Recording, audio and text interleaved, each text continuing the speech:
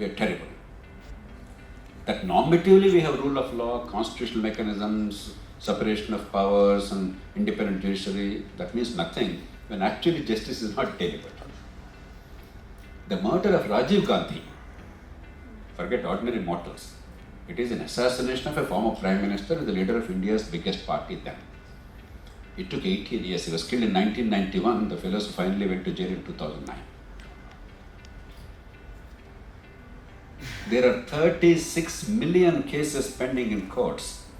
The world's largest number, 36 million. Many of them pending for decades. 36 million.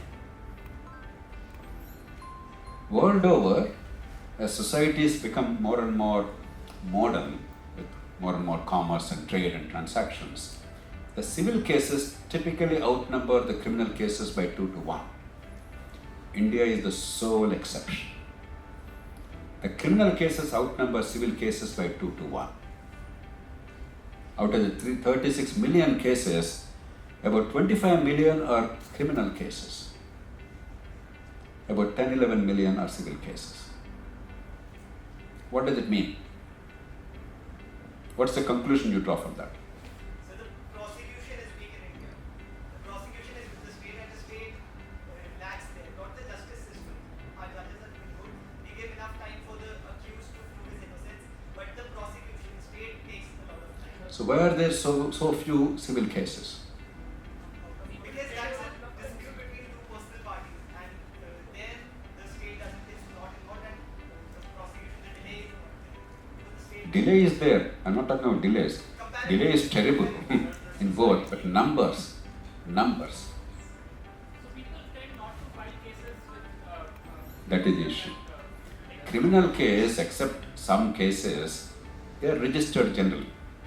Yes, there are some cases of rape not registered for a variety of social taboos, other things. Some crimes, because of political pressure, may not be adequately registered. But in general, 90% of crimes are registered, and some process, investigation, good, bad, ugly, something happens. Therefore, there's a pendency. Civil case, if the parties don't go to court at all, there's no case. A vast number of people are suffering silently, swallowing injustice because they have no hope of getting justice at all. Even you and I, if you have near and dear ones and friends and family members, if there's a civil dispute, you'll say, don't go to court, waste of time. Either let it be over or settle it privately, even if there's some loss, or go to some MLA or a police officer or a gunda.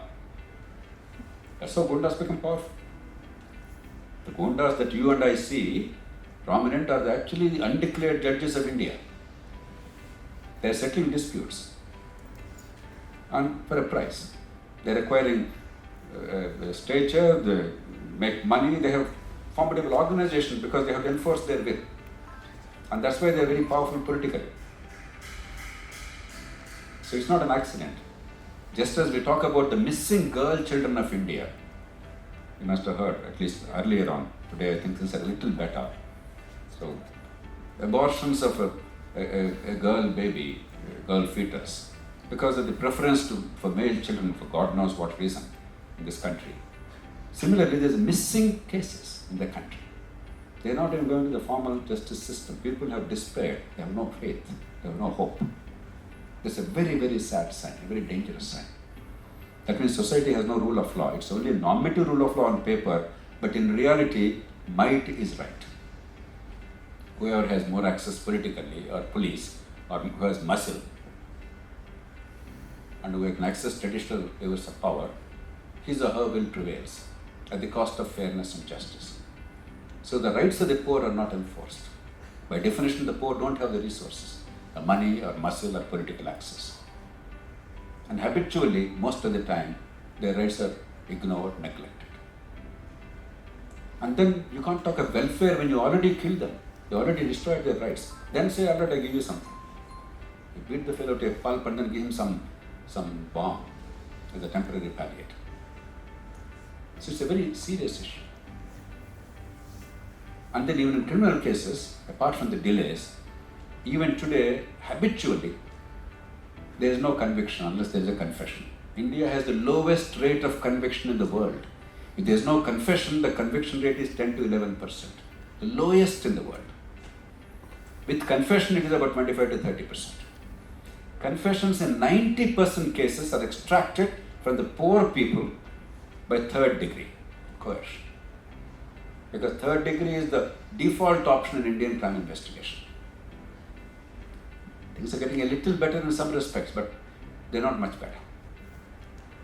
And again, who are the people who are affected?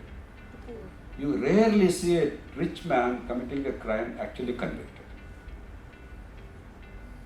Then under trials, 70% of the people in prisons are under trials. Mercifully, the number of people in prison is very, very low in India, one of the lowest in the world. We only have 4 lakh prisoners in India. Most of them are under trials, 70%.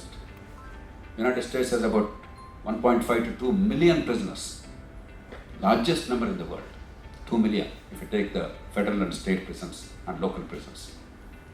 So that's a merciful thing. When the system fails, at least don't put too many people in jail. That's not a very good way of handling it, but it's a better way of handling than putting everybody in jail and criminalizing people. So if you look at the totality, and then forensics hardly has a place. All of India has only 6 forensic labs of some quality. Hyderabad has the best actually. You must have heard the notorious case, do you remember? Sunanda Pushkar's death. I don't know the circumstances, actually Shashi Tharoor is a good friend. I don't care, that's not the issue. The reason why I'm raising that issue is, in Delhi city, for a case involving death of a celebrity, much talked about in media, etc., it took 1 full year to do a DNA analysis. 1 full year. Elsewhere in the world, it takes 6 hours. They don't do 6 hours every time because there's always a queue. It may take a few days to at the most a week or 2. 1 year for a case like this, not an average case. In all of India, we do about 12 to 15,000 DNA sample testing in a year, maximum 20,000. Typically, in a single case, you require about 6 samples to be studied, so about 3,000 cases. Whereas in advanced countries, the number is 100 to 200-fold, 1,000-fold. I can go on and on. So justice system is in serious disrepair. Serious disrepair. If you think it's okay, then it's a disaster.